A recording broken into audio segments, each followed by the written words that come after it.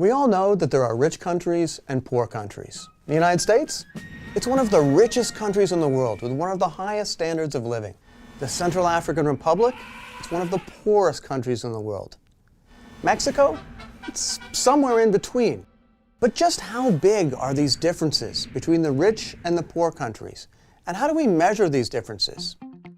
We're going to measure the differences in living standards by looking at real GDP per capita. That's a country's gross domestic product divided by its population. Real GDP per capita captures the average individual's command over goods and services, their purchasing power. Or put another way, how much stuff, which we'll picture here using a basket of groceries, can an average person buy in a year? So let's start with the Central African Republic. This is a small, landlocked nation in Africa. It's currently suffering under a civil war. It's probably the poorest country in the world. In the CAR, an average person can buy just 6 baskets of stuff in a year. Now let's consider Mexico, a country you might be a little bit more familiar with. If the average person in the CAR, they can buy 6 baskets of goods in a year, how many baskets do you think that the average person in Mexico can buy? Take a moment, take a guess, make a mental note of it. We'll come back to that. Now let's look at the largest of the developed nations, the United States. How many baskets of goods do you guess that the average American can buy in a year? Okay, have you got your guesses? Here are the answers.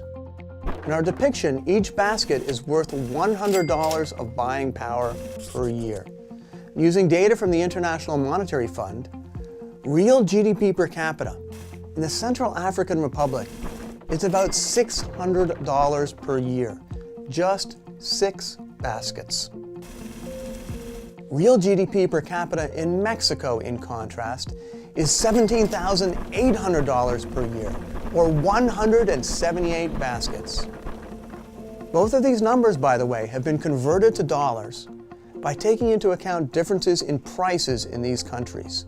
These are so-called purchasing power parity conversions, the most accurate way we know to compare living standards across different countries. Now let's look at Mexico and the CAR again. The average person in Mexico, they can buy 29 times as much stuff in a year as the average person in the Central African Republic. What about the average American? Well, this is how much the average American could buy. 545 baskets. That's 3 times more than the average person in Mexico and 90 times more than the average person in the Central African Republic.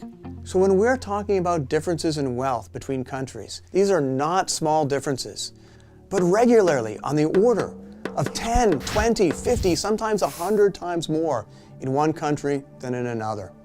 And countries that we might sometimes lump together in our mind as being poor, like Mexico and the Central African Republic, they're not nearly in the same league. The prosperity in Mexico, it's much closer to the United States than it is to the truly destitute nations, such as the Central African Republic. Have these huge disparities in wealth, have they always existed? Are countries converging? Are they diverging? Is it getting better or worse? Are some countries catching up? These are all topics of some of our upcoming videos, so get ready to dig in. If you want to test yourself, click Practice Questions. Or, if you're ready to move on, you can click Go to the next video. You can also visit mruniversity.com to see our entire library of videos and resources.